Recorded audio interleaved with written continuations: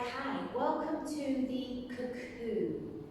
Now, I think it's fair to say that every time we teach this, this is the second trickiest move that people find a little bit hard to, harder to get to grips with, because it's the positioning of the hands, okay?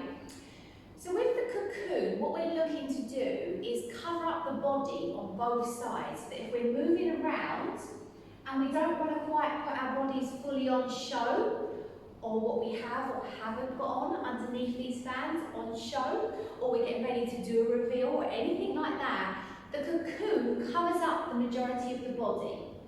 And obviously, depending how full your fans are, you should get some really good coverage from this. But there's also the flexibility to move the fans around a little bit and manipulate what you show and what you don't show. Okay? So I'm going to try and do this in angles, and I'm going to try and do it with close-ups with the hands so you can try and see better. So here we go. So with the cocoon, you take one fan, okay, and you kind of cover the front of the body. Now, you're only looking to cover the neck down, or you might be looking to cover the full body. It's entirely up to you, but remember the cocoon is about covering up both sides of the body, front and back. Yeah? So, for the purpose of this, I'm going to put my face on show so you can see me, and I don't sound all muffled through the feathers. So the front fan comes over, and it covers the front of the body.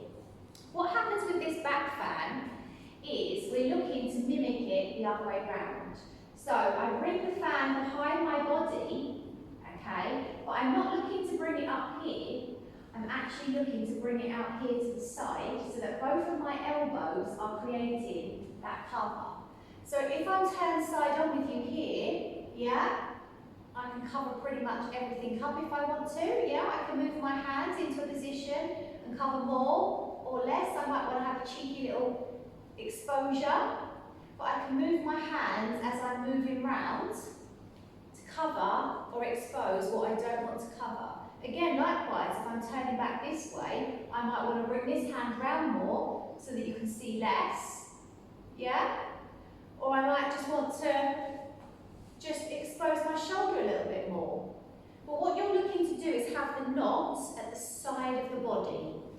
So this knot, yeah, it isn't up here with that hanging down, it's literally at my side. So I've got my arm down here and it's at my side. This knot on the back, yeah, I'm not up here, I'm literally at the side of my body, and my elbow is slightly out to the side. So my front elbow is down, yeah, and my back elbow is out to the side, so that I've got leverage to sort of slide it up and down a little bit, but predominantly I'm also looking to slide it over my body to cover what I need to cover. Now, from there, from your cocoon, you can also switch your cocoon, yeah? So whilst you're moving around, you can switch your cocoon. Depending on what you're looking to show or not looking to show, you could even do a half switch of the cocoon.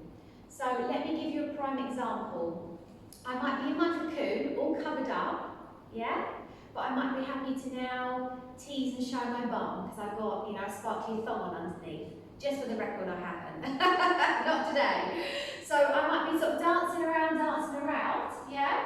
And then when I go to do my switch of my cocoon, I might bring that one to the front first, yeah, so my bum's exposed, but I want my chest to stay covered, and then bring that one round to the back, yeah? And then carry on my mooch round. But also, it's about your audience, isn't it? Because your audience, you might be on a stage where the audience is just all at the front. So if you do that switch, if you go from here to here, straight away with both, you've not got to worry about an audience seeing, the tassels just yet, or the pasties just yet, because there is no audience there. So whether you go for a sort of like a complete switch, or whether you go for like a cover and then a switch, would really depend on where your audience is, what you're trying to achieve, what you're trying to cover up. But remember, the cocoon itself is about getting one fan on the front of the body, one fan on the back of the body, and the knots at the sides, yeah? So that you can cover the length of the body and only cover and expose what you want to cover and expose. All right? So there you go. That's your cocoon. You may find that you're a little bit restricted in the shoulders, if you're a bit tight in the shoulders, or if you've got any injuries from there, okay?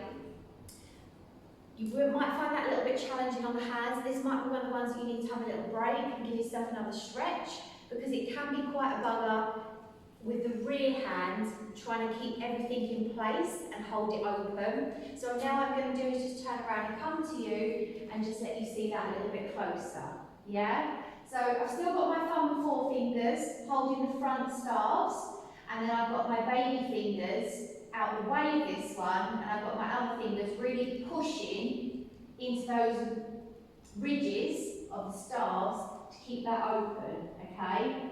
Because otherwise it's just going to fall and close behind me, and then the object has been defeated. Okay, so this one can be quite challenging on the shoulders, and it can be quite challenging on the hands, which is why it's our, I'd say, most second trickiest one. You know, people taking to get to grips with this one. But have a practice, have a play with it. Hope you manage to master it, and I'll see you for the next one.